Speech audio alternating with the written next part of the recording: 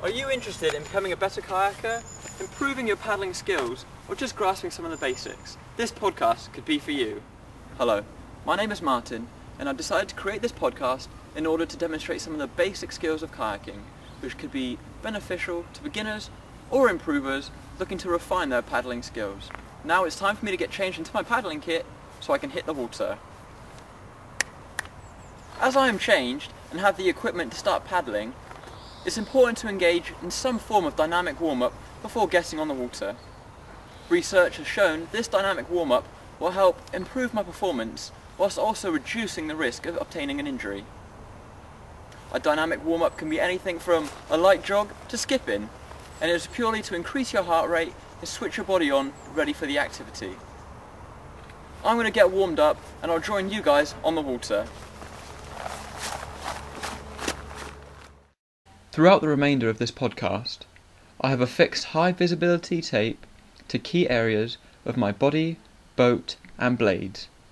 This is to focus your attention and aid your learning. Here on the water, a key thing to remember when kayaking is correct posture.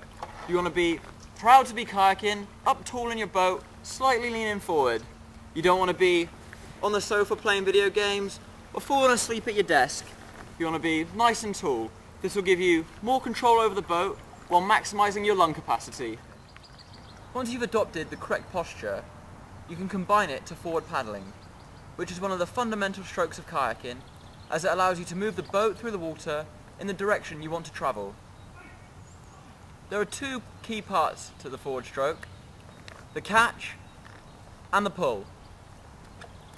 So, to start with, the catch goes in by your toes, and then the pull out by your hips. If you look at that, you can notice how my paddle is relatively close to my boat, whilst the shaft is almost vertical. So now what I'm going to do is, I'm going to paddle away from you, across your vision, and then back to you, to really demonstrate the skill and give you a picture of what it should look like.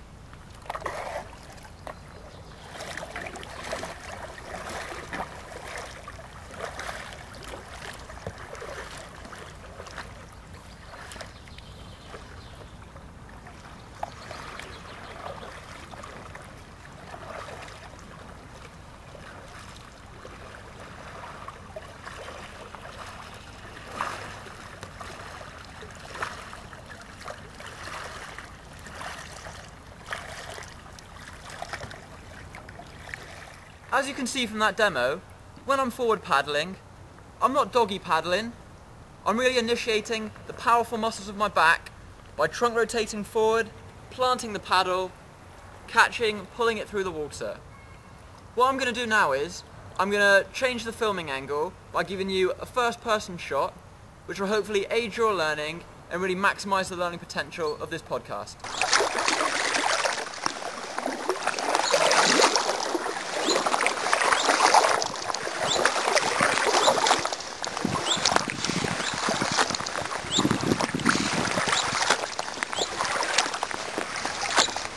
Hopefully those demonstrations have helped you to understand the forward stroke a little bit better.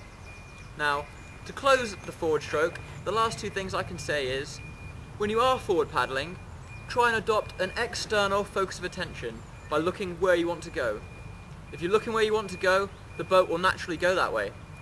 And the second thing is, a kayak is much like a bike. You need to build some momentum, build some speed to really get going. So when you start, just get a few quick strokes in and then get into the rhythm. If you want to move your kayak sideways across the water, there are two strokes that can be used to do this. The first one is the draw to the hip, and the second one is the scull and draw. I'm going to start with the draw to the hip, and I'm going to do this by giving you a silent picture going both ways, and then we'll break the skill down into parts and talk through it.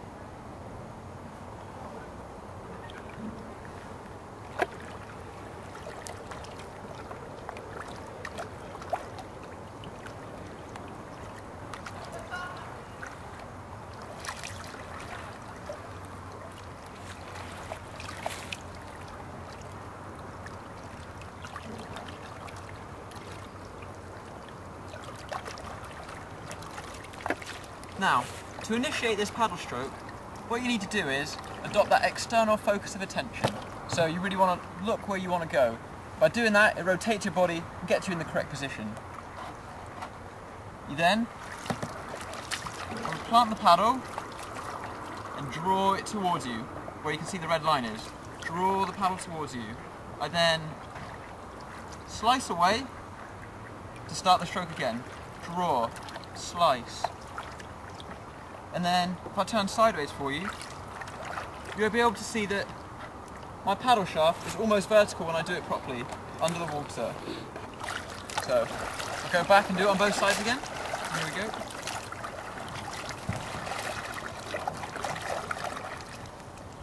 Draw, slice.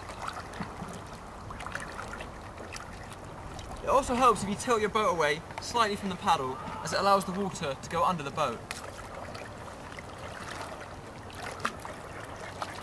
Keep it nice and slow and in control. It's not a race.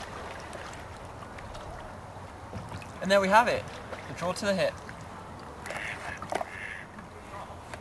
Now that we've mastered the draw to the hip, we can progress on to the scull in draw.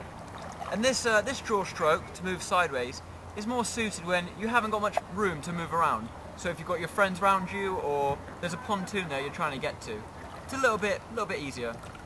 So, again, I'll give you a silent demo, and then we'll break the skill down and talk through it.